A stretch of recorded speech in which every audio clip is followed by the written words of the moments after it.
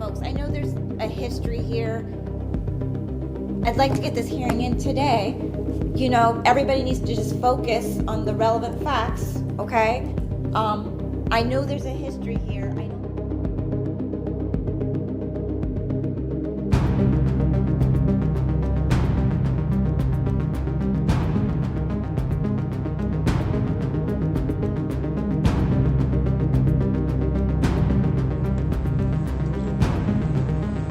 Are you talking up by Sunset Mart?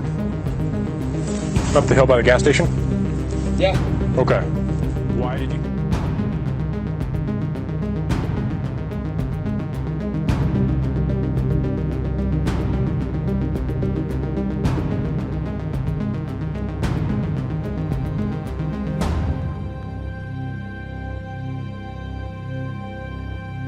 All right.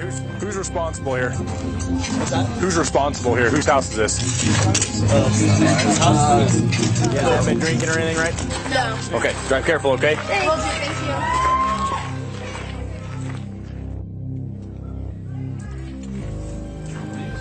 This is what the other group had that ran away. Oh, really? You just ditched it? Awesome. Yeah, those ones kept walking in the car. And the other one. It's truly for the win.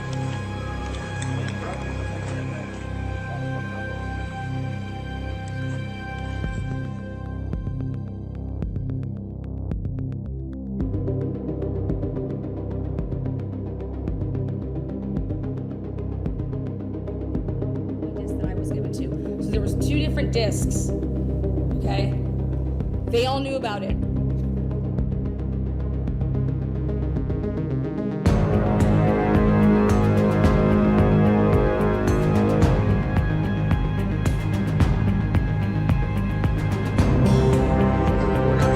We're not here to talk about the alcohol stuff, okay? Okay, yeah. But this is the second noise complaint we've had here tonight within 2 hours. How are you? Good, how are you? Good. Is this your place? Yeah. Perfect. You know why we're here? I see noise. Noise, yeah. Yeah. Big speaker right there. Yeah. Nothing against having a party. Once neighbors start calling in, then we have an issue.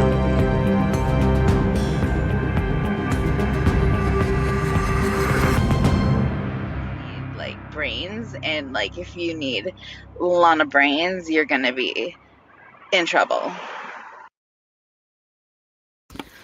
What is up, guys? Good morning. Welcome to Truth and Transparency. This is part 2 of Darcey Smith. Did Darcey commit suicide or was she murdered? First of all, I want to say hello to all the moderators, all the members and subscribers that are going to be in chat. And if you happen to catch us on replay, we're going to have a lot of new people coming in whenever you discuss a new case. And it's important for people that are new to understand, a little bit about myself. And I really want to talk about a case. And I don't just talk about the case. I will actually put myself very active in trying to get more information, putting together dots that may have not have been connected in terms of timestamps, a timeline. And it's all for the purpose of transparency and then getting truth from being transparent. So for those people that are going to be new joining us for, following Darcey Smith's story that has started, well over a year, and even before this horrible tragedy, there were incidences that were happening in Darcey's life. She was being blamed for things that and now doesn't even have an opportunity to defend herself against.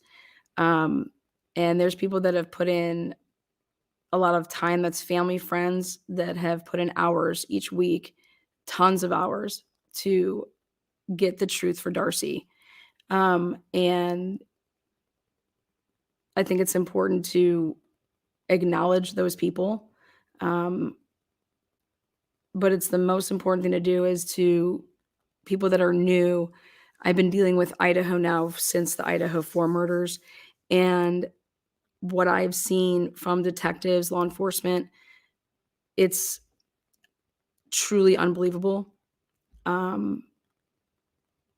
There's no accountability. And so at times, since you guys don't know me, at times when I go into my what the mode And I'm like laughing at, I cannot believe that this person just literally wrote this. It's either I laugh or I would cry, because it's that just, I mean, there's just no words for it. So, but the passion that I have comes from being compassionate for the victim's family, friends, and then other people that along the way you don't realize that become victims in a way, that because of something that occurred, when people start pointing the fingers at certain people, then you're becoming a victim. So a case starts with a victim that their life was taken in some type of capacity. Then that spirals into they're a victim, then their family becomes a victim because they lost their loved ones, their friends, and then there becomes victims in the terms of people that are getting blamed for things that they didn't do, people that could be suspects. So then their families. So when a case starts, until it's basically end and there's closure, and you're really confident in the end result, during that process, there's a lot of people that become victims. So this channel is all about doing the work, getting the right people to see stuff, to be able to have an impact and have a positive impact in seeing that the results, and for Darcey, like being the voice to help get Darcey the truth, because in my opinion, whether or not Darcey committed suicide or whether she was the victim of a homicide, I believe that there's stuff that led up to that point, that date, October 31st, 2022, that had certain actions that have taken place before that date. I don't think that either one of those things would have happened. And I think that's just really, really important. So with that said, if you guys are new here, hello. Just for you guys that are new, but you guys have been following this for a year, you guys have a ton more information than the people that are been followers of my channel for the past however many years. I want to make sure that we're starting from the beginning and we're getting it out. So that's just the intro of it. Episode 2 here with Darcey is I want to follow up with things that were said yesterday based on the reports. So Darcey is not left-handed. Darcey is right-handed, and that's really important. So I got a lot of people saying, was Darcey left-handed? Because in the report, how law enforcement said that she used her left, thumb to pull the trigger. Well, Darcey, just so you guys know, Darcey is right-handed. I wanted to put that out there. Now, I have photos from the scene that are of the vehicle, the area surrounding the vehicle, and I'm going to show those. I'm going to finish out the report. Again, you always want to start from the beginning with these reports, and you're going to use Hector here to put something out for you guys, which is, let me grab it. I love my Hector old school, right? Great to follow along. We left off on, because I'm just closing out, you guys heard the, and saw the report in terms of the journal entry. Okay. This was the journal entry to say that, hey, you guys got it all wrong. That's not what was said. And so here is the actual, words from that journal entry. And so what I'm going to close out this report on is it's on going through the evidence that was collected at the scene. But in order to understand what evidence they collected at the scene, let's take a look. Okay, let's take a look at a handful of photos that show nothing will be shown of any. This is not to be showing anything of Darcey or anything like that. This is the vehicle, what it looked like surrounding the vehicle, and the area where the shoe was located. So here we go. I know when you laugh, Lana, I'm going to hear something absolutely absurd. Yeah. It's just like you just can't even believe it. So yeah, exactly. So before we get right there, let me pull up. I'm going to show you guys some photos. Again, there's nothing that is of morbid. This is just the car in the scene where it was at.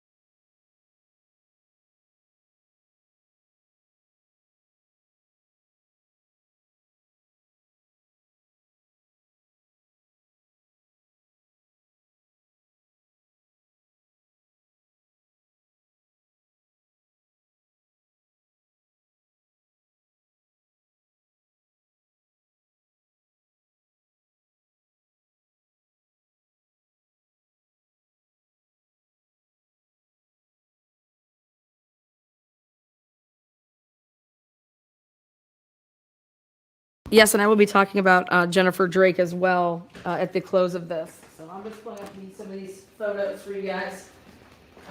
Let's see.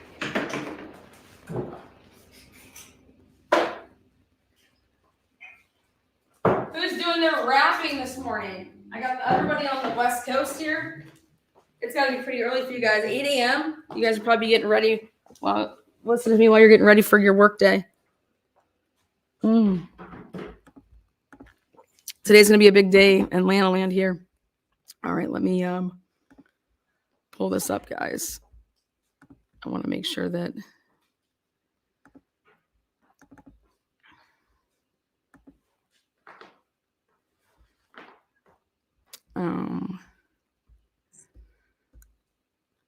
all right, I emailed this to myself. Now, what the heck did I do?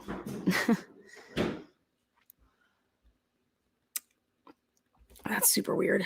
Did it not go through? All right, let me do it like this. I want to be able to zoom in. Let's see this again. Of course.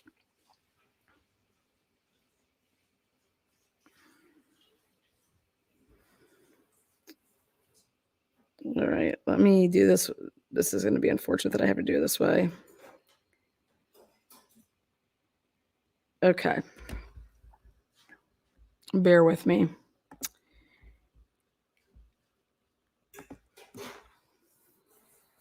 All right, now we got it. Okay. Sorry, technology. Sometimes it's great. Sometimes it's bleh.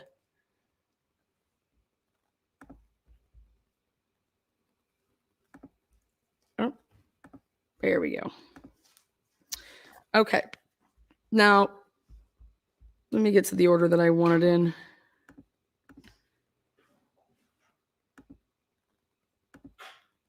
Okay.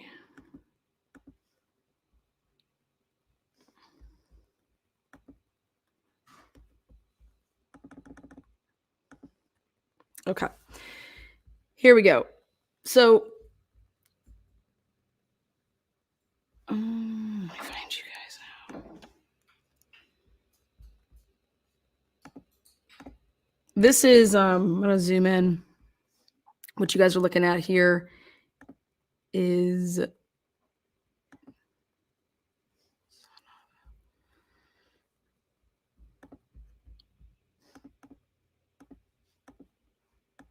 you see this brush. I'm guessing that these were the trees that were jumped off. But right here, I want you guys to take a look at this. So we're going to back on out a little bit. You can see the car. This is one of the shoes that the officer is talking about. And see, this is not a slip-on shoe. And there's actually a different picture of it. But you see how the padding is out there, okay? This is a Hey Dude type of shoe, okay? I have a bunch of Hey Dudes. That is not a slip-on shoe. So number one, that really needs to be, thank you for the gifts and the memberships for people. Thank you. I appreciate that. But That is awesome of you. This right here is not a slip-on shoe. All right. It is a shoe that has a back. So when I'm thinking about like a slip-on shoe, I'm thinking about something that does not have a back to it. So, and now you can just see this random shoe, her shoe. Okay. It was 25. We're going to get to it. It's 25 feet. The coroner said from the body. All right. Now, but it's also look at where it's at in reference to the car. All right. Again, just getting out information for you guys. You guys can visualize stuff that we're talking about. This is a fairgrounds, this is a fairgrounds. And so I'm going to send this one to myself, which is one I wanted. This one.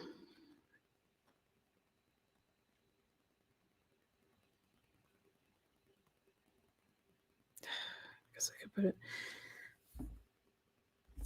Thank you. See if that works.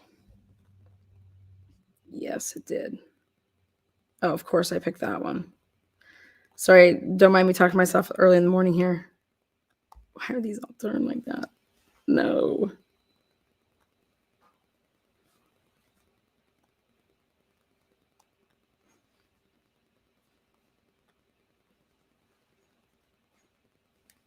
All right.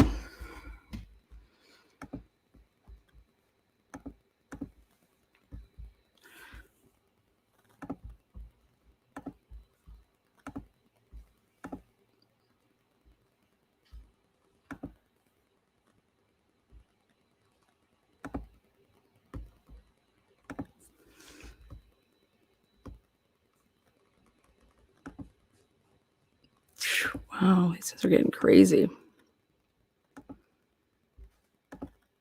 There we go. Now let me turn this. There we go. All right. I wanted to start off with this picture. It's important. There she is. You guys should be able to see it all now. There we go.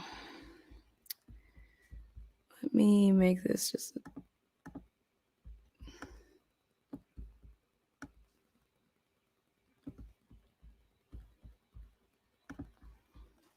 Okay. Here we go. There we go. So this is, it's sitting back. Both doors are open, like the report said. All right. And it's an SUV, white 2005 Lexus. Very nice shape, very good shape. It looks like somebody has taken care of this car. And you'll see when we get to the pictures, then when we get into the interior. But this is what somebody would have seen. Okay. So it's pulled back in, it's not when someone had commented that was in a parking lot. This vehicle was not in a parking lot. This vehicle is right where you see it. It's off the beaten path. And there was a tractor, right? Because my next episode, I break down the timeline. So for just simple purposes of following along, a tractor was carrying out the sticks to drop the sticks and saw the car and then went back. Okay.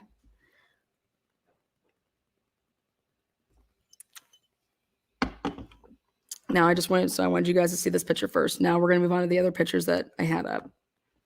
The doors were open. This is how the car was found.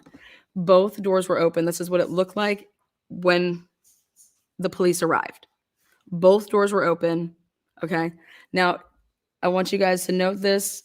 If you see, you could kind of see the reflectors. The person that took the picture, we did a bunch of different angles. That it does not mean that the keys were in it and the car was on. Those are in fact reflectors from them having the flash on. Okay. So I wanted to point that out too. Is this on the fairgrounds? This is on the fairgrounds. Yes. This is on the fairgrounds. Okay. Good. Get those chores done. Come on. And then you can come over here and do my chores. So yes, this is on the fairgrounds. Now we will move on to the other photos. And again, this is just, you're not going to see, anything that's inappropriate. this is just triggering in nature because of what it is, guys. All right. Now, when they walk up to the car, they're processing the scene. They said that this is how it was seen. All right. So here we go. And this is what the interior of the passenger. Okay. So the glove. Now I'm going to talk to you a little bit about, I've had my car broken into a couple different times. I've had a Jeep broken into, which I said to myself, I will never lock a Jeep door again because there's no purpose. I don't want them to cut my soft top. So just like leave it unlocked, let them go in and grab whatever. You just don't keep anything in your Jeep. Because back in the day, you know, like the soft tops, they had like the plastic windows you could just slice. Well, they're hell of expensive to replace. So if you have a Jeep that still has that type of a soft top with the, you know, they can just take a knife and slice it. Leave your doors unlocked if you want a Jeep. Okay, it's way too expensive to go get all that. Just don't have anything in your Jeep. But anytime that somebody has gone through and tried to break into my car, this is exactly what it looks like. This is exactly what it looks like. They take out everything to find out if there's money in there, if there's change, you know, because I think the person that's breaking into my car, you know, they're not going in there because I have, they're trying to get something to pawn or change or cash. And this is exactly how it always has looked. My glove box is down and then shit's everywhere, right? So this is what her car looked like. So you got a woman that's sitting in the driver's seat, allegedly, and drove back here. So then this is what they're going to say, that if a person didn't do this other than Darcey only has so much time to get back to this location so they can hear the pop that they're saying is the gunshot at 7:40. So she only has so much time. So she's in the driver's seat. She gets out of the vehicle, comes then around to the passenger seat to then open it up and then starts going through all of her shit like this. For what purpose? Looking for what? You're about to kill yourself. What are you looking for? Right? What do you need? There's no note that was left. It wasn't like you were looking for, I got to get this pad of paper. I'm going to leave a note. You know, no, there's no note that was left. Or if there was a note, it wasn't there. So she left. So then when you know, it's also habit when you get out of a vehicle, guys, when it's just habit. It is habit when you would get out of a vehicle that you would just close the door. That's just habit. But no, she's such in a hurry to get out of this vehicle, leave her front door open, walk around, open up this door. Now think about what she would do. In a car, it's raining outside. You guys, it's raining. Okay, I'm not going to get out of my car, go stand in the rain and do this while I'm going to sit in my vehicle on that side in the driver's seat. I'm going to open my stuff up and I'm going to start going through my stuff. Right? Myself in my vehicle. I'm not going to get out, walk around, open up the door, and then stand, because it's not like you could be sitting here when you're going through stuff like that. This looks like somebody that would be standing outside the door, right? And going through and then throwing the shit on the ground. But I'm not going to stand outside and do that. It's raining. I'm going to sit in my car. I'm going to sit inside my car. So there we go. Now, again, here you go. You could see in the background there. Now we're going to get to a closer up picture, but here's the door open. Look at how this is a 2005. Okay. This car was kept in pristine condition. There's no rust on it. Okay. There's no, dents. All right. So what I like to look at is how you could tell a lot by a person by the way they treat their car. All right. They said you could tell a lot by a person by the way they walk in their shoes. Well, you could tell a lot about a person by the way they treat their car. And this car is a 2005. It is 2023. 2023. This car is almost 20 years old. Look at the condition of that car on the outside.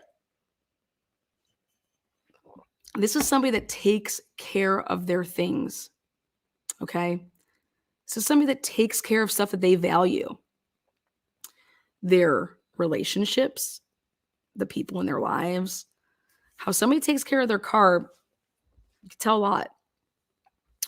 But this car is about to be almost 20 years old. 20 years old. Think about that. So again, there's just another angle that the cops took. Okay. This is the other angle. The door open. Now I noticed that this is, remember I told you to pay attention to someone that takes care of their car. Look at what she's got right here. Right here down in the bottom, in the door, in the handle of the door. She has like a cleaning, it's a cleaning spray, but to me, you guys know how like it looks like Armor All, that Armor All yellow, or the Goo Gone, but she's got some type of cleaning spray in that passenger door right there. Then this is the medicine that they're referring to, by the way, right here when they talk about that they found a prescription. Okay. But look at, like, when you even look at like the leather, there is no rips and tears in this car. Okay. This car was well taken care of. Right there off to the side, right there. That's a spray bottle. Now, explain to me how somebody that's going to go shoot themselves, right, gets, pill bottle. Yeah, that's her medicine. That was a prescription. We're going to get to that.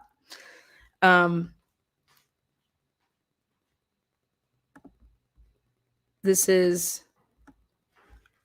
this shoe right here. Look at the way the shoe's facing, you guys. Okay. So this is very, very important.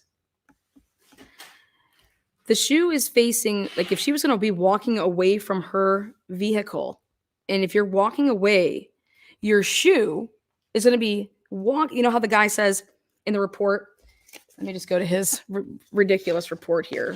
Okay. This is his synopsis of what transpired. And he says that Darcey walked out of one of her slip-on type shoes and dropped her keys. So if she's walking out of it, look at which way she's walking. So she walked what? Back towards her vehicle. Okay, see that? See the way see how the pad's out of that? Okay. Now this is somebody being, okay, for you, think about this. Whenever you slip out of your shoe, does your whole pad of your shoe come out? No. There's got to be like some reason for that. Okay, force against force. But look at the way that the shoe is facing. So Darcey was walking where? Then her body would be like where? She should be like right there, right? She walked out of, how far did she walk out of her shoe and just say, fuck it, I'm just going to continue to walk in my one barefoot and one shoe on? What? How does this shoe just slip off? You guys, this is not possible. Scott Roeder would look at this and say, Lana, give me a break. Give me a break. But the way that the shoe is facing to me is so important. Okay. Because she's not the shoe should be facing the other way, walking towards, where's her body located? So, but now again, Darcey Smith arrived at the fairgrounds around 7:35 hours and drove to this wooded area. And Darcey opened up her driver's side front door. And then they say that she walked around to the vehicle to the passenger side.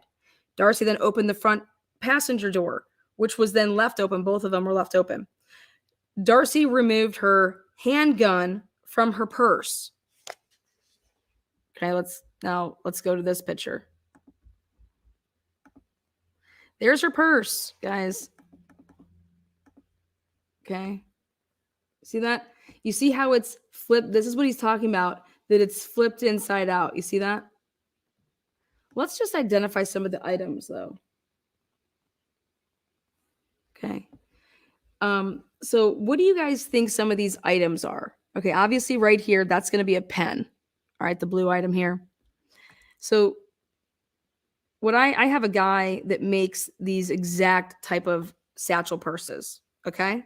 So I called him up this morning and said, hey, I'm coming to your store and I'm buying a satchel. And he laughs because he's like, what are you doing? Because he knows, like, and I was like, I want it to mirror what this looks like. It has to have the inside pouch. I want to be able, to do what I'm about to do. And so he's like, yep, bring your ass down here, Lana. Let's see. I can only imagine what you're up to. I said, can I get a family and friends discount? Just because I'm messing with them, and I'm like, no, it'll be nice. When I'm done with it, I'll give it away as a gift. But this is the purse that they say is now, it's not in the car, like on the driver or the passenger seat. This is on the ground. Okay. And this fabric that's inside your pouch is pulled out of it. So this would normally be tucked in, like it's inside. And that the reason is because the holster that was tan, okay, yanked it out. So do you see that holster there? Is this the holster here? What's this black thing right here that's on the ground that looks like, is that a condom? I don't know. I don't know what that is, that silver wrapper with the green and the purple thing. Somebody asked if that was a condom. I'm asking you guys, what do you see out here?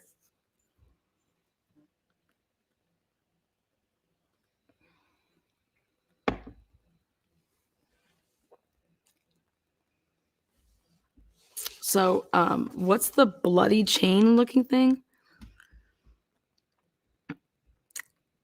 Definitely a Ziploc bag. That is the top of a Ziploc bag. Let's go take a back look.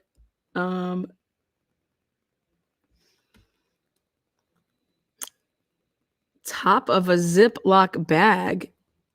Are you saying this? Oh, I see what you're saying. It's the green and the purple and it's folded down. Okay, yeah. Interesting. That's like a sandwich bag. Okay. And then like, what's this black? I don't see keys. I don't see keys. I see like the little, flare off of the purse over here, like the brown stuff. Let's move on. We're going to come back. Oh, not that one I didn't want. Okay, here we go. We're going to come back to over there. Now you can see, take a look at this guy. Look at this is when they make the dumbest mistakes. You got one guy that's supposed to be doing what? Taking a picture before you touch anything. Okay, this is how people get caught doing fucked up shit.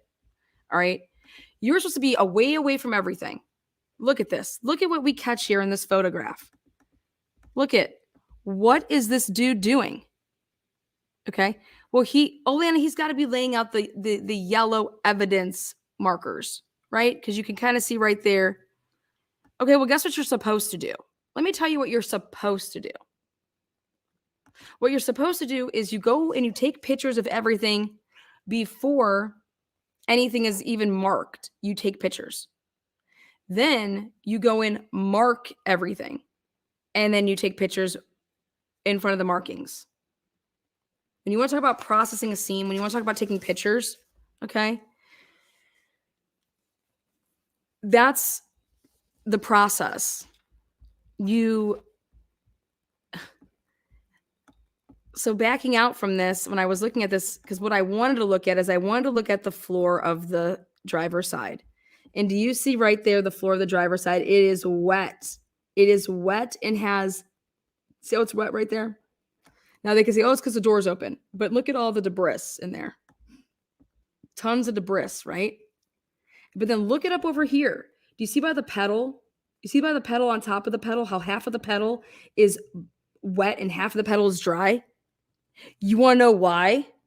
You want to know why half of the pedal is wet and half of the pedal is dry? Because your toes. How do you drive? You don't drive with the back, okay? This is somebody that is using the top of their shoe to press down on a pedal. You catch me? So why would this is supposed to be so long afterwards? Remember, she got out of the vehicle at 7:40, commits suicide. So you're telling me that at 7:40 she made this wet? No, because she hasn't even gotten out of the car yet. So the pedal can't be wet because of her and the bottom be dry. This whole thing should show that it's dry. Well, guess what? Top of the pedal is wet. This is how I found out all about Sheldon Jeter Jr. case. When I want to point stuff out about how inept Okay, so all those wires, they're plugged in for all the different phones. Okay, so again, let me pull this back up. But again, right here, take a look. So Darcey already gets out of the car, right? And why would all of this debris be in there? Again, this is someone that takes care of her vehicle. And if she's come, I mean, sure, why would this be in here? She drives her car and it parks in a parking lot that she gets out of. Okay. This looks like somebody has gotten in after the fact and has trampled in maybe some debris. But what I can definitely tell you is that the top of that pedal is wet. The top of that pedal is wet. And it shouldn't be at that point in time of day because it was found. This car is being processed to at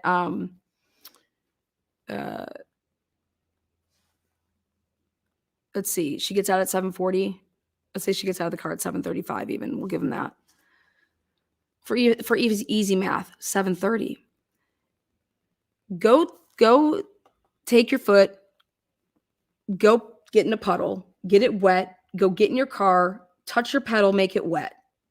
Then get out of your vehicle and then wait from 7:30 in the morning all the way until when they came to start taking photos, which easy math, let's just say they started doing this at 4:30. Okay. 4 o'clock. Go ahead. See what your pedal looks like. All right. Leave your door open. Let it rain in that. No, don't do any of that. But literally go and see what your pedal is going to look like. If you have a wet foot, touch your pedal at 7:30 in the morning, and then go check your pedal at 3:30, 4:30 in the afternoon, and take a picture of the first, and then take a picture afterwards. Send them in to me. I'm curious to see what your pedal looks like. Okay. Yeah, the brake pedal is not. Yes. But the reason I'm really focused on the gas pedal part is because that's to move the vehicle, right? That's how you drive a vehicle. You have to go. You got to go with it. So right there. Now, so out of this picture, I found that right there, the debris. Then we got, it's called debris, guys. Don't worry about it. I call it debris. It's a long, complicated story. We got the pedal being wet. We got debris all in there. And we got homie here. All right. Is that the one glove, right? See that? And we have him in the picture, which he shouldn't be in the picture. No way should he be in the picture. And then the cords, guys, like I said, those are plugged in. From what I'm seeing, those look like charging cords. Now moving on. So back to the purse. But I want to go to this one. Okay. This is what he says, that everything just flew out and it was in a line. You got the pen, whatever that is, whatever this is over here. Okay.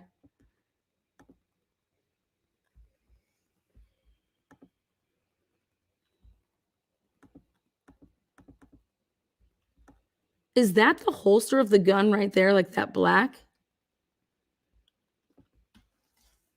Oh, there you go. It's not a condom, guys. Okay, take a look at this. Do you see this right here? That looks to me like, you know, when you get something wet, it's going to get darker. If this was getting rained on, that's what looks darker right there. I would like to see that. This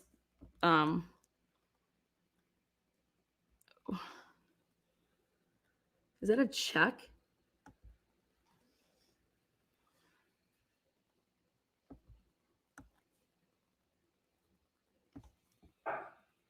What the fuck? Huh.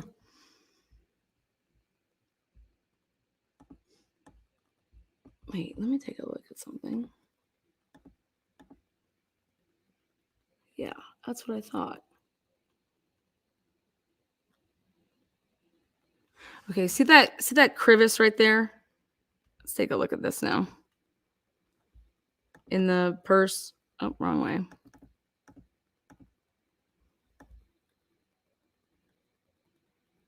Mm.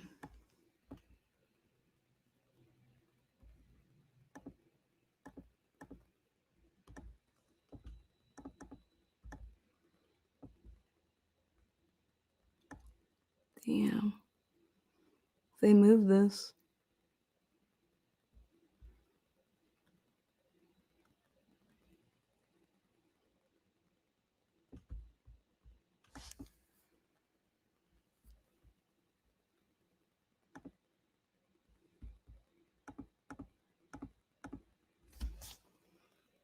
Boom. This has been moved.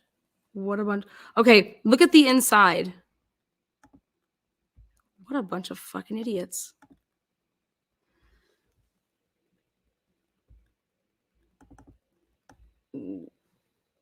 Boy. I'm not even gonna say it right now until I'm gonna give what I have to someone else.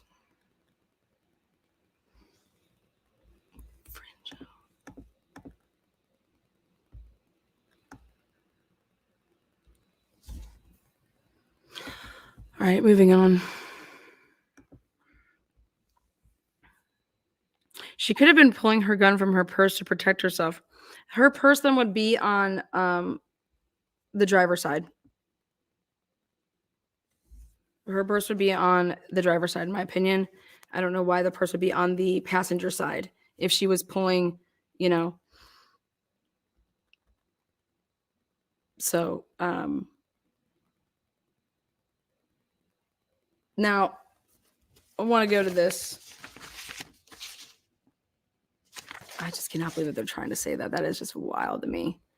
Like, how you think you're gonna. Okay. Going back to this shoe, man. Damn. Okay, that's just crazy. Darcey walked out of one of her slip-on type shoes and dropped her keys. So her keys are in this area somewhere because based on, you know, she walked out of her slip-on shoe and dropped her keys. Darcey removed her glove so her finger/thumb would fit into the trigger guard of the firearm. Darcey held the firearm to her head and used her thumb to press the trigger. She did this all with her left hand. Darcey is right-handed, you guys.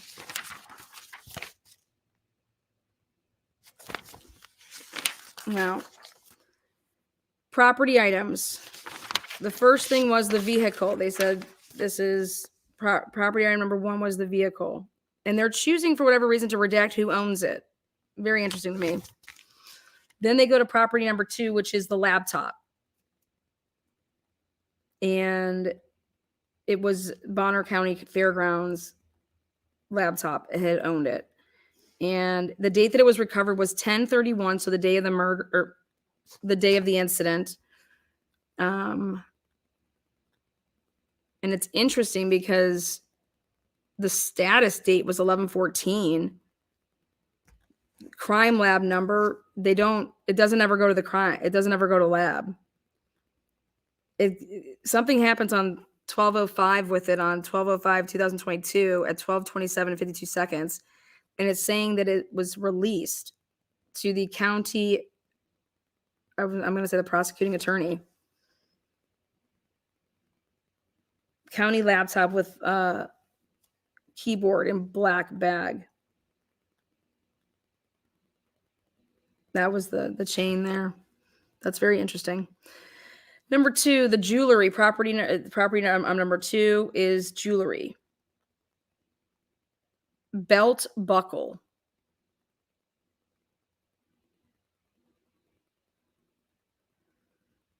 It was found 10/31.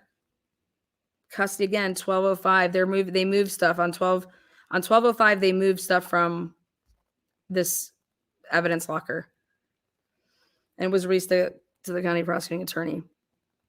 Comment says 2022 Challenge of Champions Barrel Racing Champion Buckle.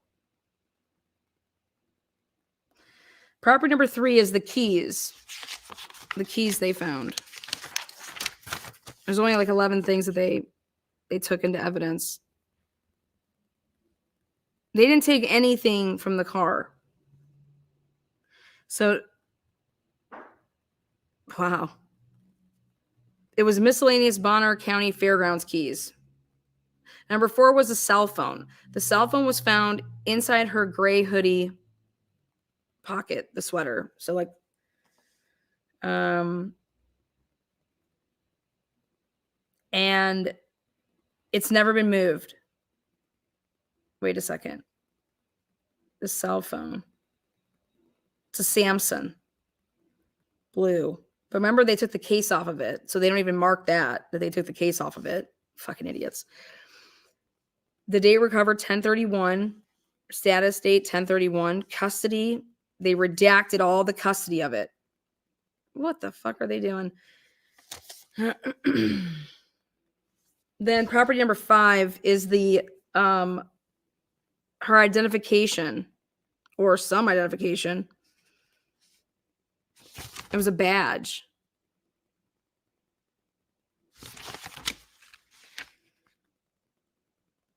Oh, it was her Bonner County Fairgrounds badge.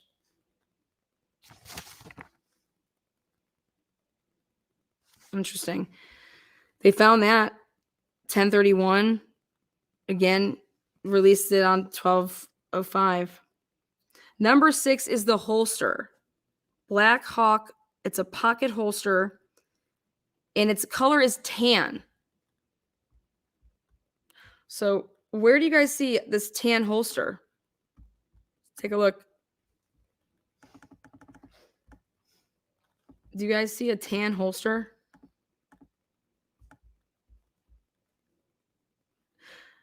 Wait.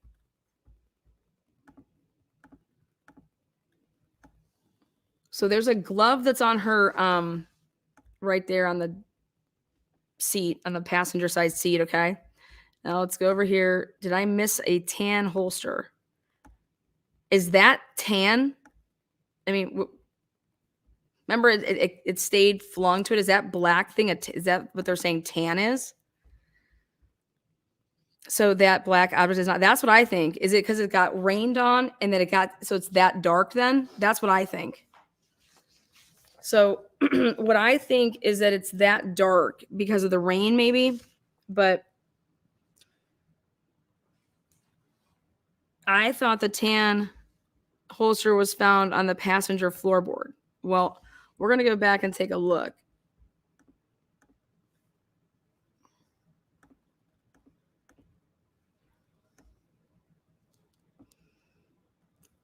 Is that it? How would that cause anything to fling? Oh, do you see right there? Next to, it's right here. You see that marking in that dirt right there? That's interesting.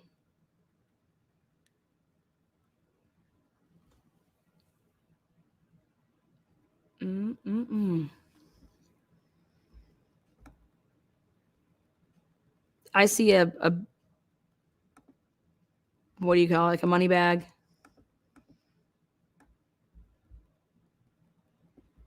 Unless there's, I don't. They're crazy. Look on the ground outside driver's side door. Someone said that in Lana's chat. Who opened her glove box? She did. They said she did all this. That she hurried up, drove back there, parked the vehicle, and then was just ransacking through her own shit. Got out of the car, went around to the other side, ransacking through more shit. Then she just grabs her purse somehow and flings when she grabbed her purse because it was sticking. Which doesn't make sense. Because look where the purse is at. When she'd be grabbing this purse to take her pocket holster out, that got snatched to it, and then everything went flying. Yes, that is her underneath. That's on there. Then we get to the, so we have this pocket holster again. We're going to come back. Now, this is what's interesting on the pocket holster. It has the custody at 10:35 and 43 seconds. So at 11:01. So I'm sorry, on November 1st, 2022, They took it out of the custody of the Sandpoint Police Department on November 1st. Reasons to evidence. You mean to evidence? What do you mean? So you took it to evidence, or did you go to use it to? So this pocket holster, you guys, it was taken from Sandpoint Police Department on November 1st at 10:35 a.m. It was taken out of the police department, and the reason said to evidence, comments, pocket holster. Well, where'd you go with it? Evidence, did you take it to a lab? EIS, local status, EIS. Date released. Doesn't say that it went to the county PA. I'm guessing that's the prosecuting attorney.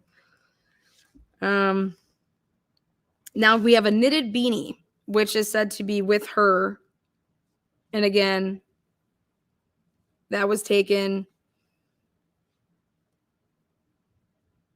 Part of her hair was in the hat. This hat allegedly had a bullet fragment. Wow. Then they took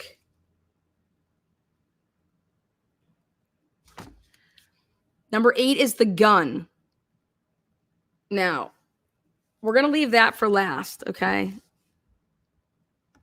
Yes, absolutely. It looks like someone was looking for something, and I'm not thinking it was her. Absolutely. Absolutely. Yet again, another staged crime scene. Yep, and yep. But we're going to come back to the gun in just a second. So number 9 is medication, which we see right there. That's they took that in. And that's all I'm going to say about that.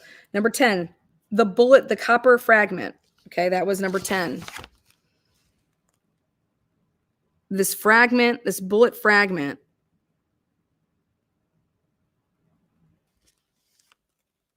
they got it on 11/1,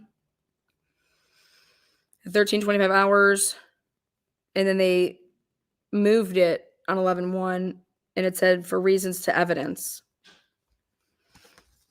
Then number 11 is the wallet that they didn't find at the scene, the wallet that was missing, her wallet, okay, was missing. They went back out there and they had a search again. They went back out there and they said that they found it was in the high grass.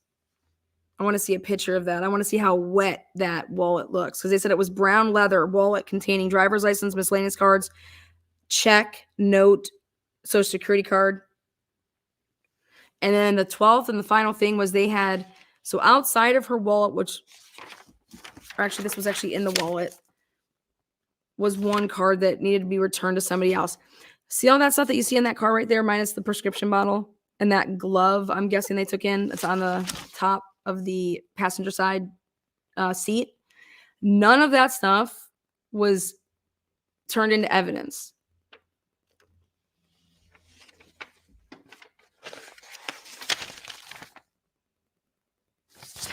Did they dust to go through to see if there's any fingerprints on any of this shit?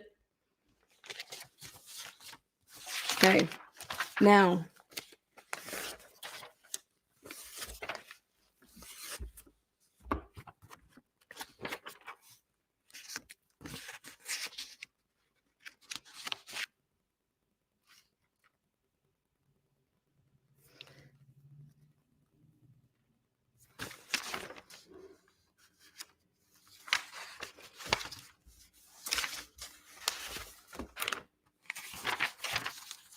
this is the coroner's report. Just so you guys know, there was no autopsy done. No autopsy was performed.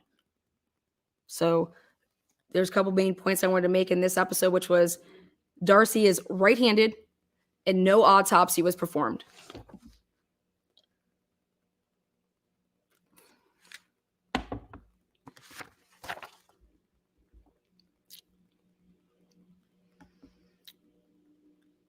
Let's go back over here to Hector. Again, no autopsy was performed.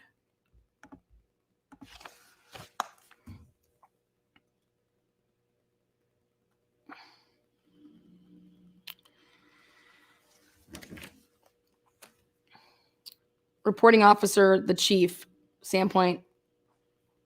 There's your coroner. Self-inflicted gunshot wound to the head. Suicide. Then look at this. Other contributing factors. What is that? Why is that redacted? Other contributing depression? Is that what they're, I mean, what do you mean other contributing factors? Like, well, first of all, she wasn't depressed. So we're going to get to that. But this is what the coroner, now I've never seen anything like this. And I have our people that we talk to in law enforcement or ex law enforcement. And because trust me, they give me hell all the time. So this is the coroner though. This is the coroner. On 10/31/2023 at 15:38 hours, I received a page from dispatch requesting that I call Chief, is it Kuhn? With the Sandpoint Police Department.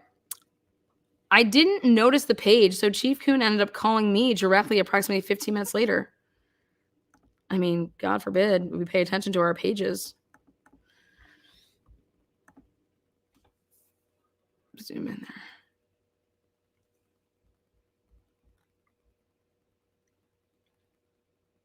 No.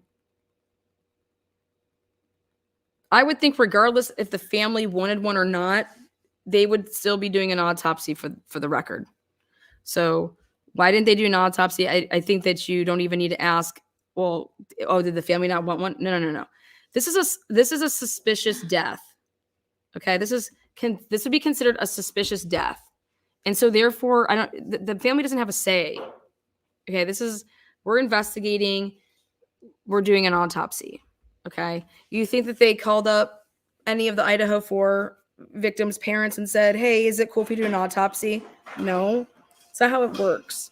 All right, so if anybody out there wants to say that this would be put on the family in any type of capacity, I'm sorry, but you wouldn't ask a family member that anyways when they're in shock and when they're like, no, I'm sorry. So this is just, again, welcome to the transparency. This doesn't go on the family if they want it or not. This goes on, you have a suspicious circumstance, you're going to perform an autopsy, okay? Unless you don't want to perform an autopsy. So he advised Sandpoint, or he was advised that they just discovered the body of a female behind the outdoor arena at the fairgrounds. She was in a prone position and unresponsive. Chief said he noticed some blood on the back of her head. So they rolled her body to investigate and discovered a gun underneath her. We're going to get to what the gun looked like, okay? And what condition it was in, and we're going to talk about some stuff about that gun. She was cold to the touch and rigor was starting. Chief explained he believed this to be the suspect in an embezzlement case. That's the first thing that he tells the coroner. Oh my God, this is the person that we're investigating in embezzling money. Interesting. Not that, oh, this is our fairgrounds director. Female, in her, late 30s or whatever. But the first thing that you want to tell somebody, oh my God, this is the embezzling. This is the person that's embezzling the money. That's just interesting to me. Chief then explained, I already said that. After seeing the gun, and worked, and that they had interviewed her last week. So that's important to say, is that this woman was interviewed. So you want to talk about timelines, which I'm compiling one of the, again, very color coordinated Excel spreadsheets so that you guys can all follow along. A week before she was no longer living, she is interviewed by the police without a lawyer present. She said she had nothing to hide. We're going to get into that interview in the next episode. But in this episode here, a week interview by police where it has been alleged that she was being harassed, bullied, threatened, stuff like that. Boom. She's found deceased. After seeing the gun, they left her in position, then called me after seeing the gun, because the gun, they said, was underneath her body. Okay. I told them I would respond. I arrived in approximately 15 hours. Detectives had just arrived. So I waited for them to take scene photographs. You know, the guys that we saw. She was prone, slightly tilted towards her left side. She was west of the outdoor rodeo arena next to a wood pile. There was a small amount of blood on the back of her head and hair. She had this hand crocheted knit beanie that was directly behind her head, but some of her hair was still in it. I noticed what I believed to be a bullet fragment inside the hat. But this is what's interesting. A bullet fragment inside the hat. But yet when you, in your examination, you say that there was no exit wound. So isn't that interesting? It's interesting to me. The hat and suspected bullet fragment were collected by SPD. With the assistance of Detective Flanagan, who I cannot wait to talk to about this, we rolled the female onto her back, and I knew the descendant to be Darcey C. Smith, the fairgrounds director. Well, that's nice that you said it's the fairgrounds director. On her forehead, I could see on her forehead. So forehead. Okay. On her forehead, I could see the contact entry gunshot wound. Looking closely at the wound, there was a muzzle burn on the right half of the entry wound. So the right half. This wound, or this would be cleaned and photographed at the funeral home the following day. I found no exit wound, but I did feel and hear multiple skull fractures on the left side of her skull.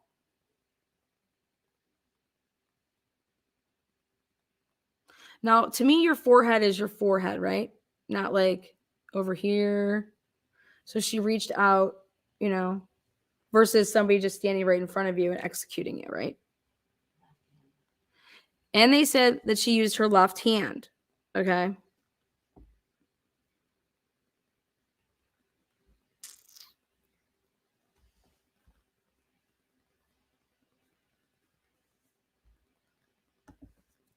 Michelle says, wait, fractures on the left side of her head would indicate shooting from right to left side, not from using the left thumb to shoot herself. We'll get all into that. We'll get all into that.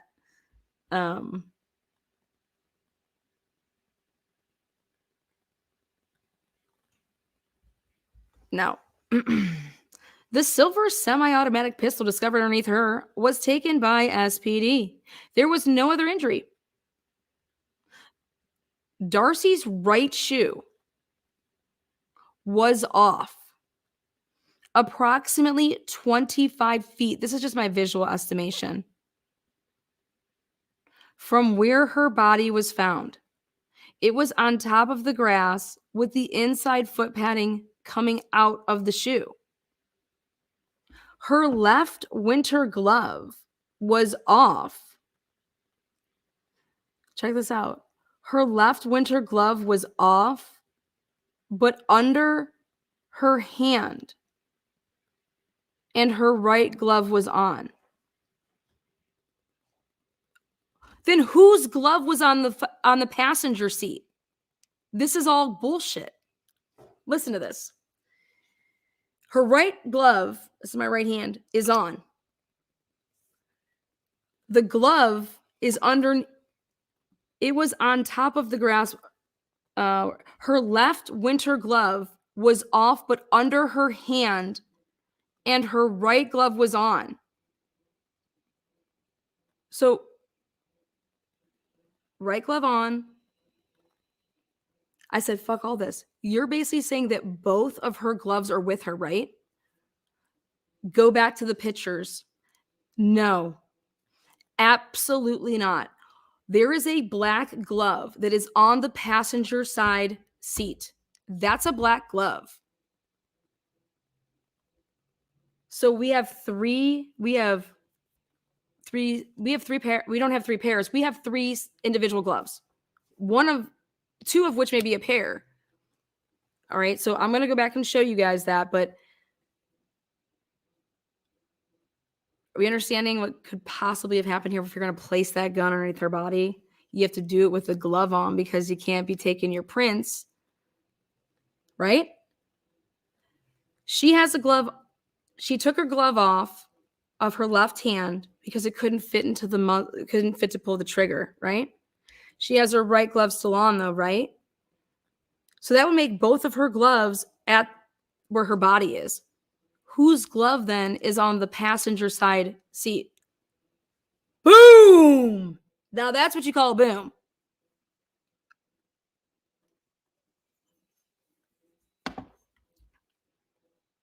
Is that making sense now?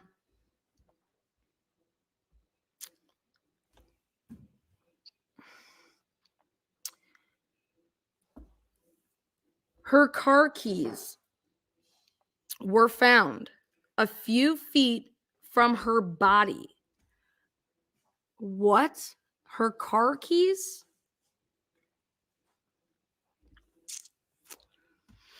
A few feet from her body. Not from the car, not from the purse, from the body. So anybody that was saying they saw keys by the purse. Okay. Her car keys were found a few feet from her body. Rigor was set in her jaw. Lividity was not fixed and consistent with body position. There was steam emanating from her body. That was interesting. And now they want to redact this big old couple words here. So it's like blank. It says I. Blah, blah, blah, blah, blah, blah. Placed it in the white body pouch with her. But I would take it the following day. So whatever this was, they placed it in the white body pouch with her. I don't think it's the medication. They're redacting something. Okay. So here. I found her cell phone in the front right pocket of her gray sweater. Now, this is what's amazing. Ready? Now, it's 2022. I don't care if you have a Samsung. I don't care if you have a iPhone. Okay. You got Google. All right. We got in the Jennifer Drake case, as well as Karen Reed case, as well as the Murdaugh murders out in South Carolina. If in fact she walked to go shoot herself, guess what it would be on her phone? Her data, her health data, which follows your steps. Okay. So this then would say that she took X amount of steps. Was her phone on? Was it off? If she was in fact running around her car like crazy person, like let's see what her steps have. Was her phone on? Was it off? Because that's going to matter. It tracks you. Your phone tracks you. So that phone, was there a Cellbrite dump? Was, where is that phone today? That phone is very, very important. Obviously, all phones are. That's how the world works right now. But it was found in her gray sweater and turned it over to the officer. That's who he turned it over, who was collecting the evidence. Now, the funeral home, they arrived on scene to take care of Darcey. BCSO deputies, that is Bonner County Sheriff's Office, in case you guys don't know. Bonner County, not Bonner's Ferry. Okay. Now, they were en route to Darcey's home. So what I'm going to be doing is I'm going to show how long it takes for her to get from, all these places. And so that's why that's underlined, just so you know. Because they were going to notify her husband and family. Darcey's husband, Jim Smith, would call me the following day on 11/01. So Darcey committed suicide on Halloween. You understand that? Halloween, that's what they're saying. She committed suicide on Halloween. That's pretty crazy. to just haunt her family for the rest of her life. She's going to go kill herself on Halloween to haunt her family during Halloween. On Halloween. At 9:00 in the morning, I received a call from Jim. He agreed to allow me to meet him at their home to discuss the case. Why is the coroner discussing the case with anybody? That is not your job duty. That is not your role. What the fuck are you doing? This is Tina with What the Fuck Translation Services. What the fuck is going on here? Your coroner does not discuss the case with you. I asked Jim on the phone if he knew anyone that would want to hurt. I don't care if you were a past law enforcement, this, that, or the fucking other. It doesn't fucking matter what you used to be.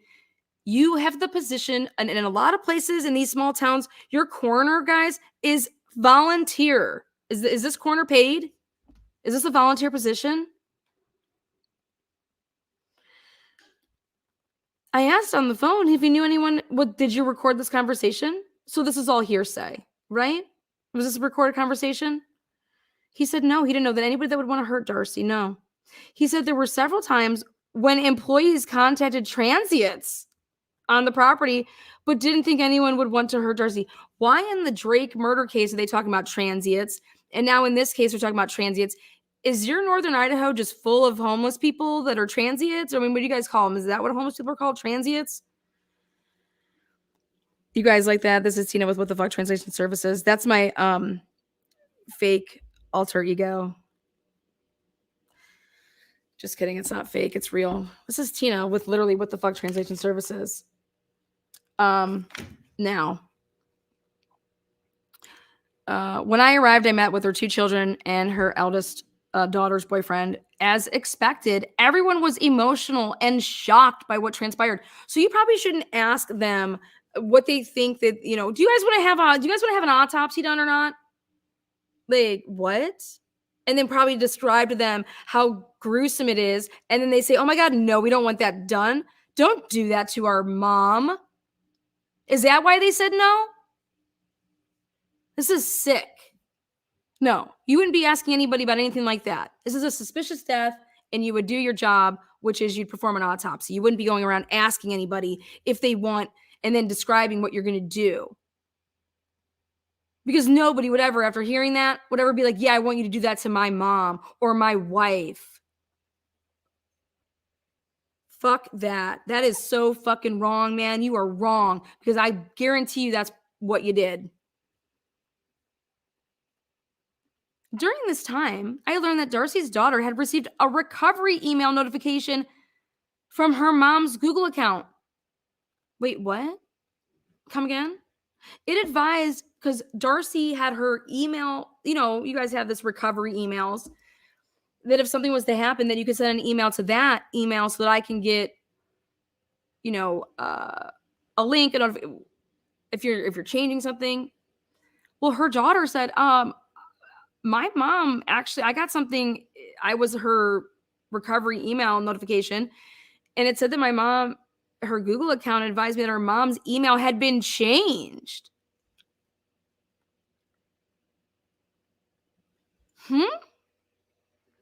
Her email had been changed, or her password had been changed, maybe. She didn't think much of it and didn't talk to her mom about it. Oh, so this happened when her mom was alive? So again, my question is here, because I always write my little questions, is I just need to know when this happened. Like, what was the date that, looking at, she's like, well, I got this notification that, somebody basically tried to take over she was right-handed. That was talked about earlier. She was right-handed. Now, she didn't think much of it and didn't talk to her mom about it. Jim showed me a handwritten journal entry from 10:30. Now, don't you think if you were ex-law enforcement, if somebody hands you something of material value that you're going to use in a fucking report, that you would say to Mr. Smith, do you care if I take a picture of this so that I can include this in my report? Because does he think that are you there to just console him? Or are you there on official police business? But he hands you and shows you a diary entry that was from 10:30, the day before her death. and you think it's not material or important or valuable to take a picture of this, if you are in fact going to report on it, if you are in fact ex-law enforcement, you would know how important it would be to get a copy of that. You would know how important it would be to tell your officers that they need to go and get that. Hey, this guy showed me this. You might want to go get it. I can't remember everything that I saw on it. That's what she would do. That is called being a responsible member of society, a fair human being. No, this is what you do, Mr. Beers. In it, Darcey writes that she was depressed. No, she doesn't. Lie number one. But didn't want to end up like her mom. That's not what she said at all. That's not how she said it at all. Her mom was depressed. She didn't want to end up like her mom.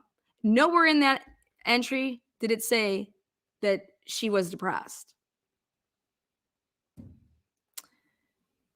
According to the family, Darcey's mom was bedridden with depression as she grew up and was not a nice person. Again, that is not Darcey's statements about her mom. Okay? So that's hearsay. In the entry, she also mentioned that her books were a mess. This is Tina with What the Fuck Translation Services.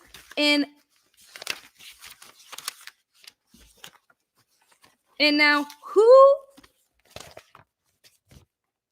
do you think you are, sir? This is the entry.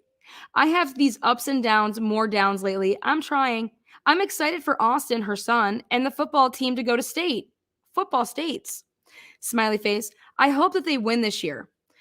I've had so many fluctuating numbers lately in her sugar, her blood, her count with her fucking, because she thinks that she might have diabetes.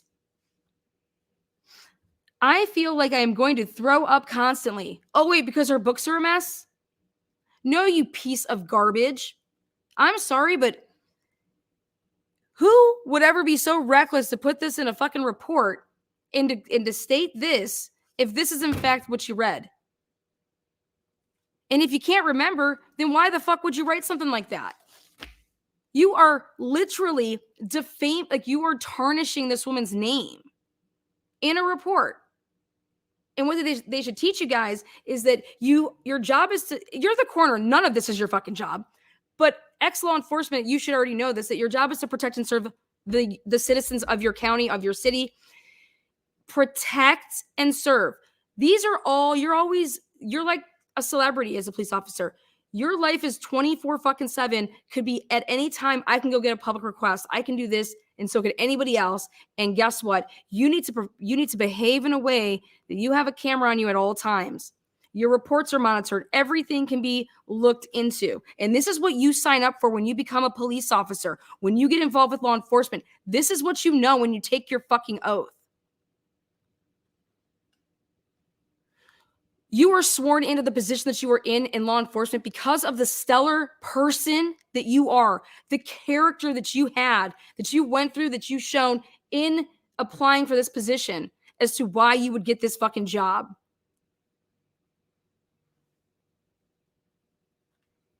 This is disgusting.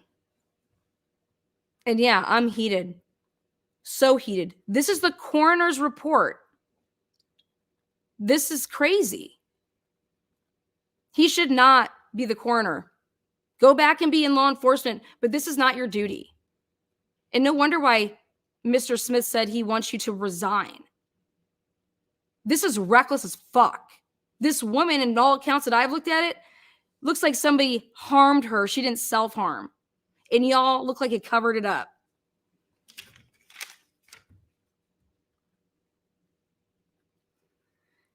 Later that day, I'm sorry, I skipped away from this. So here, she also mentioned that her books were a mess. Is that a fact? No, you're just going with the narrative that she was this embezzler that she wasn't. He says, or something to that effect. Because that's the law enforcement way to get around saying, oh, I said something to that effect. That's your fucking way that you always do it to try to say, oh, but I said this because maybe it wasn't that. I am so sick and tired of seeing, or something to that effect. No, either you know what they said or you don't. And if you don't write it. Or something to that effect. Quit hiding behind those 4 fucking words. Like Dylan Mortensen. That's in the PCA. Something to that effect. That means you don't know. Isn't that correct? That's how I would grill you on the stand.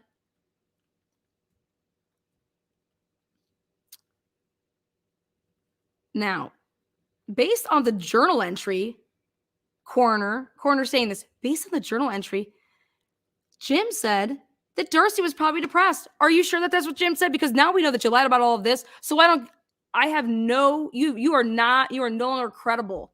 That statement is not credible anymore because you already lied.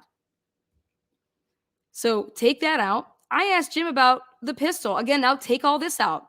How do we know this is what Jim said? This is hearsay. Were you recording this conversation? No. Did you have a body cam on? No. I asked Jim as the coroner about the pistol that was found under Darcey. What do you mean you asked him about it? He described the gun and explained he wanted Darcey to have a means of defense because she would make large cash deposits on behalf of the fairgrounds. Jim told me she would keep the pistol in her purse. Oh, is that a fact? This is what I think about that. We don't know if that's true because you became uncredible. Later that day, I met with detectives, Mr. Trumbull, Mr. Flanagan. I met them at the funeral home. Why? Why are you meeting them at the funeral home? Why the fuck are you meeting at a funeral home? I think that's beyond disrespectful. They're not doing an autopsy, right? What are you doing? What's going on here? You're meeting at the funeral home where I withdrew 2 vials of blood. Why did you withdraw 2 vials of blood?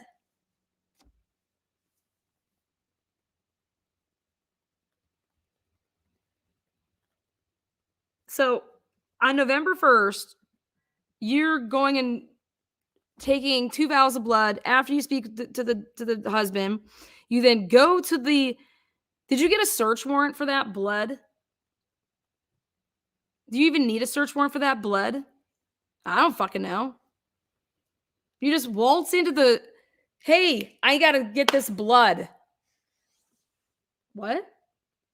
Yep, I gotta get this blood. Why? Because we're gonna do a toxicology? Why the fuck are you doing a toxicology on her if you don't even do an autopsy? We're gonna do a toxicology? We're gonna do a tox test on her? Why? I'm just curious. The tox came back what? Let's find out. So later that day, I met with the detectives and at the funeral home and got my blood. This was mailed to NMS on 11/2. For what purpose? Because let me ask you something. Would the results of the toxicology test change your opinion on if it was a homicide or if it was suicide? And the answer to that should be no, right? Dumb.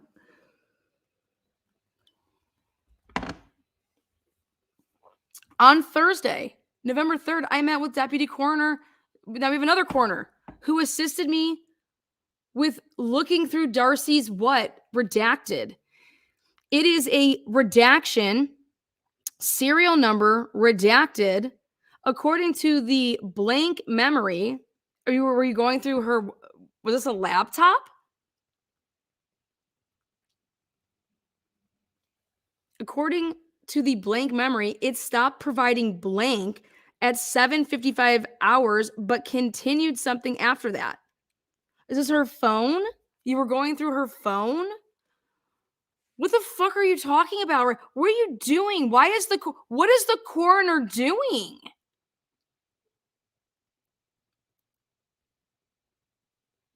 What is on Thursday, November 3rd? I met with Deputy Coroner who assisted me with the. So we got two coroners going through something of digital value. This is not your job. None of this is your job.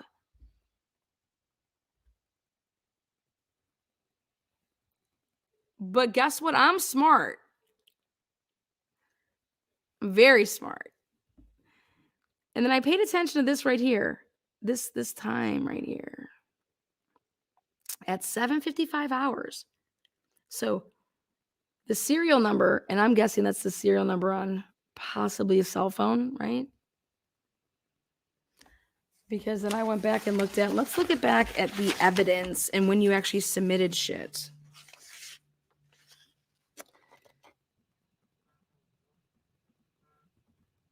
Let's see here. Let's take a look at this. Where's this Samsung phone? There it is.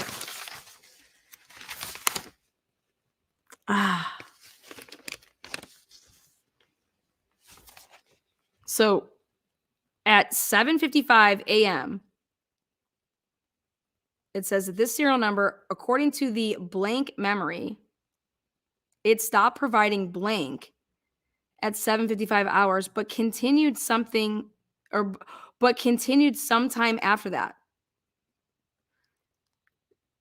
Deputy, now it's deputy, you don't say coroner with it. The deputy coroner, now it's just deputy, explained that her, unless we can access the computer's memory, online through the website, we can't determine what her last known readings were. Her coordinates. Her last known coordinates. Then I go to the laptop. The laptop. Released to the county prosecuting attorney, but not until 12/5. So Sandpoint Police Department had that.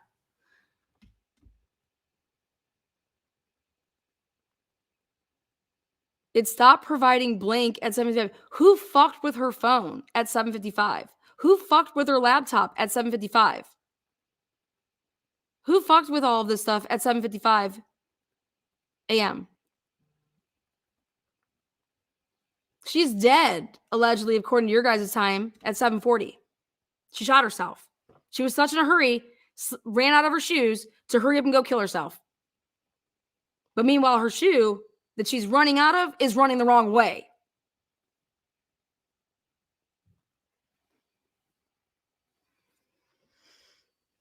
(11/16/20). Look at how fast these tox screens came back.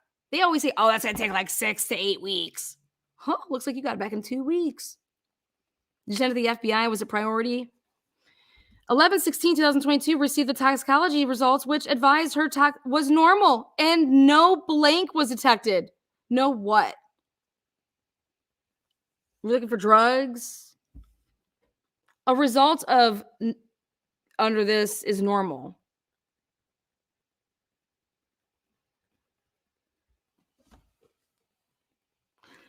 Again, though, how does the toxicology have any play into if it was homicide or suicide?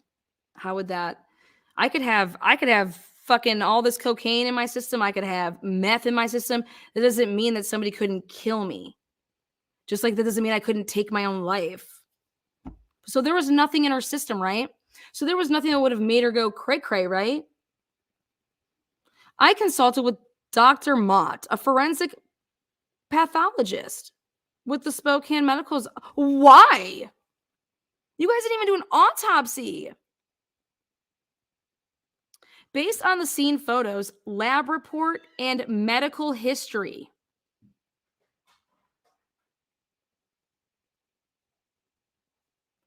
Oh, your guys are trying to go ahead and say that she's, what, clinically depressed? Dr. Mott advised it's possible Darcey had a blank. Had a, not, like, pay attention to that word. Had a what?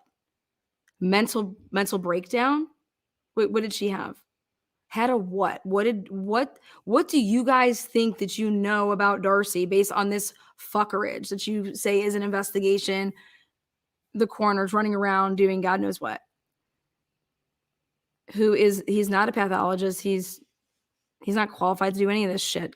But it can't be confirmed. But had a what? But it can't be confirmed unless access to her medical history via her blank can be reviewed. Based on the lab report, I cannot you can't diagnose shit. That is not, you aren't a doctor. What is going on here? Look at what he writes. Based on the lab report, I cannot diagnose blank because the glucose fluid immediately begins to break down. What, diagnose diabetes?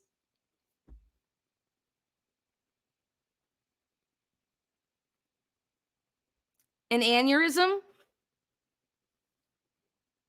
What? But why would you be diagnosing a damn thing as a coroner who is not a medical professional? I mean, is anybody seeing this? Maybe it's just me and I'm just like losing my mind.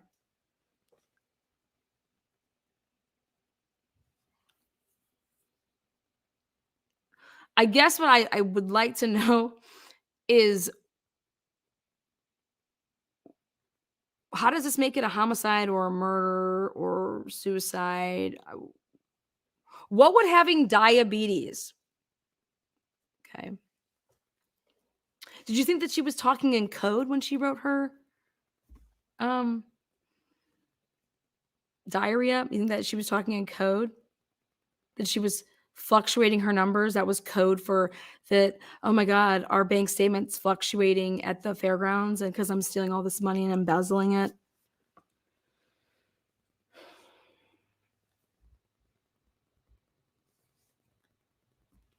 Bottom line is that this is the shadiest shit I've ever seen.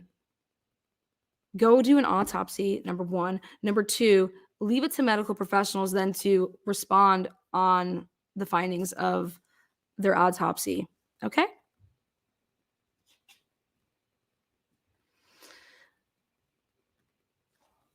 On 11/21/2022, I spoke with Jim about the results of his wife's the toxology. Great. See, this is why I have to read it verbatim. I also asked if Darcey was blah, blah, blah, blah. Jim said he couldn't answer that question because he didn't know. If she was what?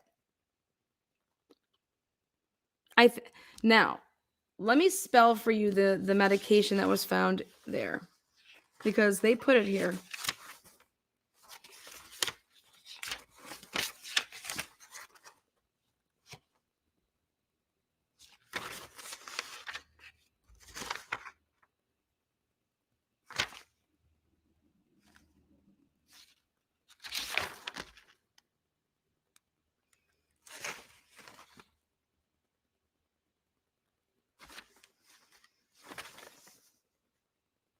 Medication.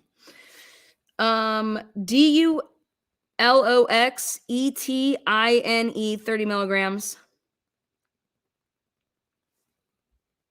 DULOXETINE.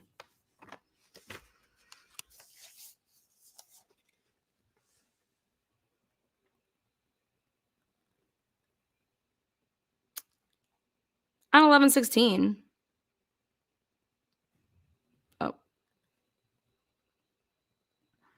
On 11/21, I'm sorry.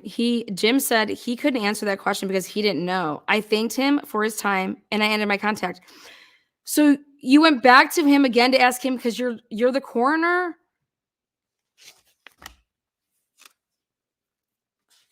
Why wouldn't a police officer do this, right?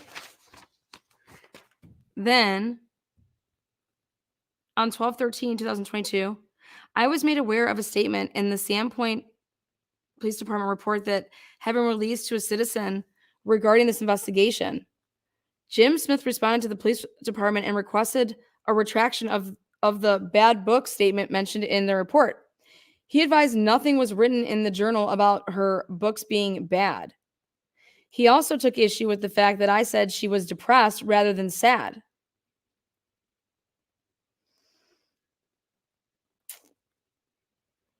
Jim had responded to my office to speak with me about the issue, and I was not here. Because you're out playing cloak and dagger, because you're out doing your not job. That's why you're never in your office, because you're out doing, I don't know, official police business. That's probably why you're not in your office.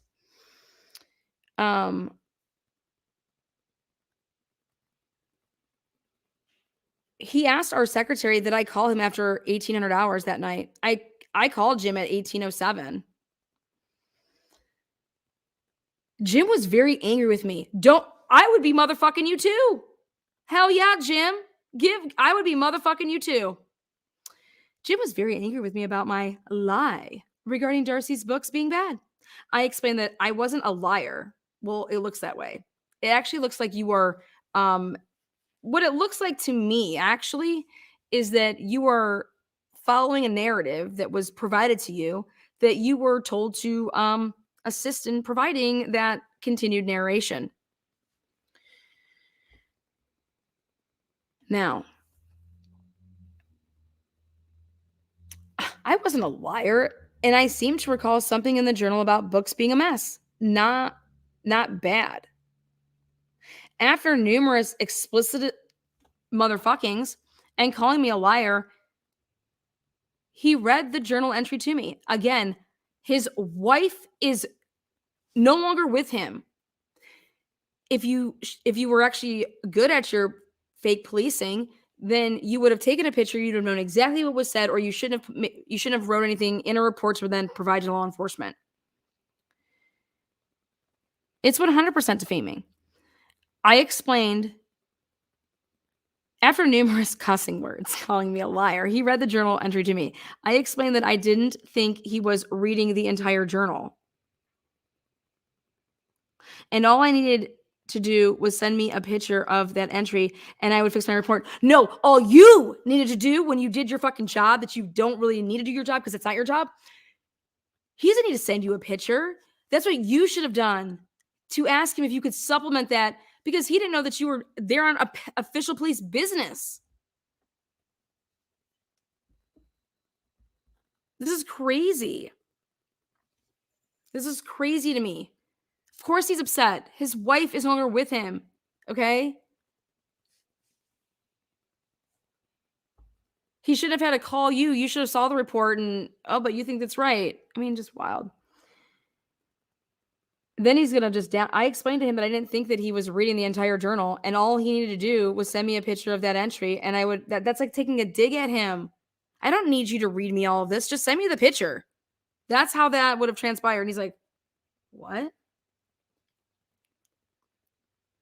I also told him I could have misunderstood the fluctuating numbers statement, which could have been referring to blank, her books.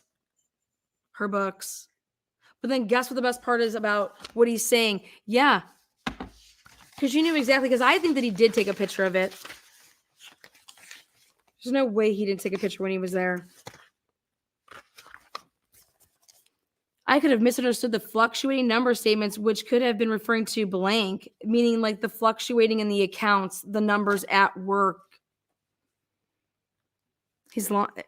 Yep. I don't give a fuck what you thought. You thought wrong because you assumed, because it wasn't your job. He said nothing about books was in there. I told him that was fine, but I wanted to see a picture of the journal entry. He refused. Instead, he put your ass on blast on Facebook. And I love it. I love it because what it shows is, no, I'm not going to give this to you. I'm going to put it out there first publicly so that people can then come to their own conclusions if you're a liar or not.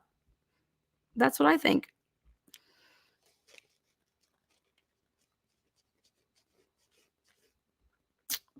Now, I explained that that I didn't take notes on the journal as he wanted the information to remain private. So he wanted the information to remain private, and yet you put it in a fucking report that you gave to the police? So then again, I have to ask you, were you there on official business, or did he think that you were there as a friend to console him when his wife was either took her own life or was murdered? And that you took advantage of a grieving husband? Because that's the lowest you could fucking go, is to take, and then ask them if they wanted an autopsy done and explaining what an autopsy would do. And then it's just so intrusive and invasive that they were like, no, we don't want that. And that's why one wasn't performed. You're a sick son of a bitch, in my opinion. You're fucking gaslighting, typical fucking fuck. That's my opinion. And I have my First Amendment rights to say that that's my opinion, that I think that of you. I can think anybody's a fuck. You can't sue me for me thinking that you're a fuck. But now this right here, what you did in a report, now this looks like defamation to me. I think that they could probably see your ass.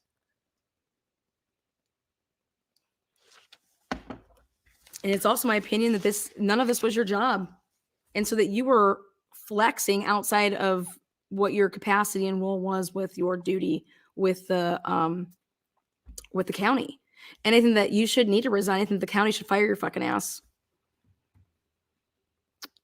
So later in the conversation, I explained that I did not take notes in the journal, that he wanted to be private. I didn't take a picture of the journal. And that's, again, you have no more credibility with me. So that's all, whatever. I just seem to remember something about books being off or something to that effect. Again, those words, something to that effect. Just frame that above your bed every night. I tried to explain that, put that on the fucking refrigerator. Mama, look what I got again, because I said it's something to that effect. I tried to explain that I was trying my best to recall the information. Oh, you were trying your best? I tried to explain that I was trying my best to recall the information to detectives about 2 journal entries and our entire conversation. Why? That's not your, so you called up the detective to say, hey, I just spoke with so-and-so, let me report on it. No, you made a fucking report. You weren't recalling things. This was your report. This is what you put in writing to make it a report. Now you're just lying to get out of your fucking lies.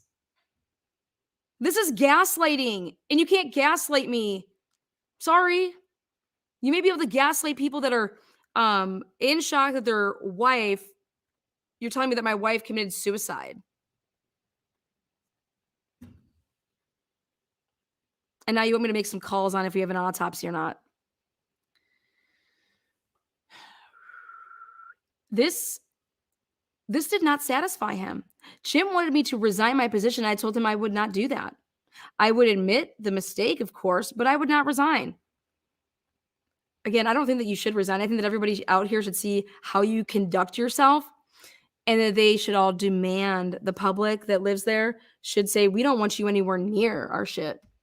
We don't want you. I'm almost positive that the position that you are in is, I think it's a volunteer position.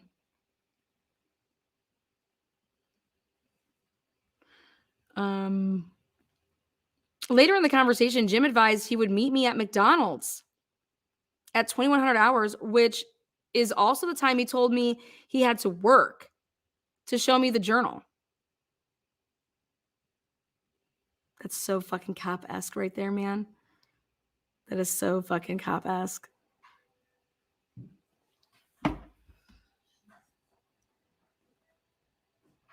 Oh, he told me that he'd meet me at McDonald's at 2100 hours, but guess what? I was listening in the conversation, and he had to work at that time. So there's no way that he could have met me at it. Again, though, this is all hearsay. Because I don't believe a word you say. You lost credibility. None of this is credible to me. By the end of our conversation, he refused to meet me and abruptly hung up on me. I sent him a follow-up text, which asked him if we were still going to meet at McDonald's at 9. He texted, not till I speak with a lawyer. Fuck you. I responded with, fine. Wah, wah. 12:15, I received an email from Detective Ryan with a photograph of the journal entry. Because what were we going to try to say? You didn't believe? You thought he was lying because he didn't give it to you? Well, then he just went ahead and posted on Facebook. And it says nowhere in there about anything that has to do with the books being a mess.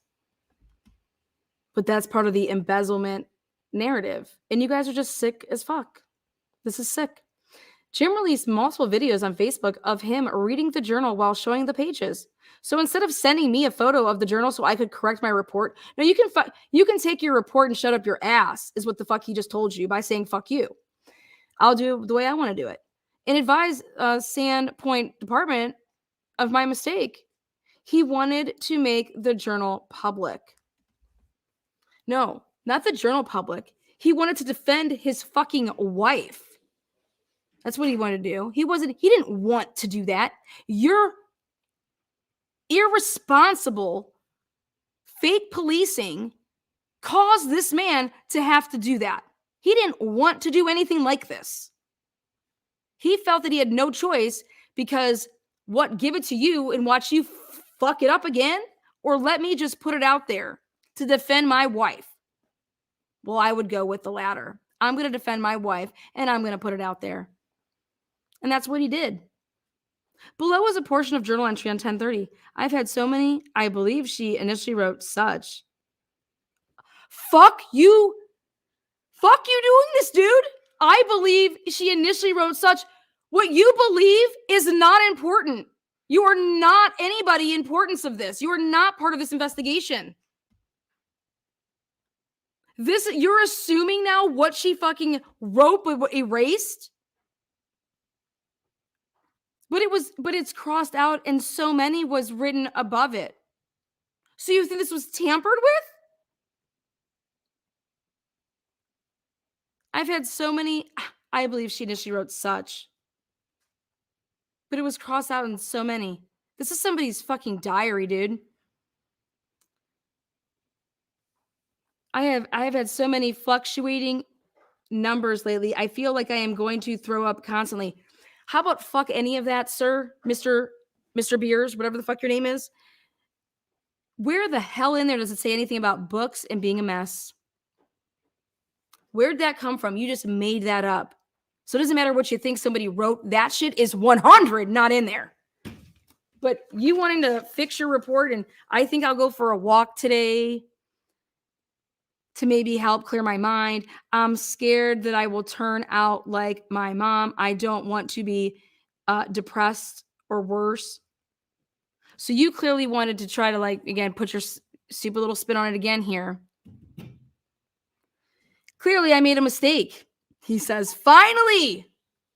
Clearly, I made a mistake and misinterpreted or was it a mistake? I don't believe that it was a mistake, buddy. This wasn't a mistake. You would have so much, if this was a true, genuine mistake, you would have, you know what people would feel like? Oh my God, I cannot believe that I thought and that I said that. Oh my God. And they're going to think that it's true about the embezzlement. Oh my God. You would be, if you really truly had compassion and you were passionate about what you did, that compassion then overrides and you would feel an immense amount of guilt for what you just did. But more importantly, in making sure that, wait, I'm basically almost saying that she's talking about embezzling and she's talking about her numbers and her, you would feel some type of way if you truly were a compassionate human being. And if you truly did make a mistake, you would not be the way that you are, sir. Clearly, I made a mistake and misinterpreted the fluctuating numbers to mean her books. No, you didn't, though. You didn't make that mistake. You just added all of that shit.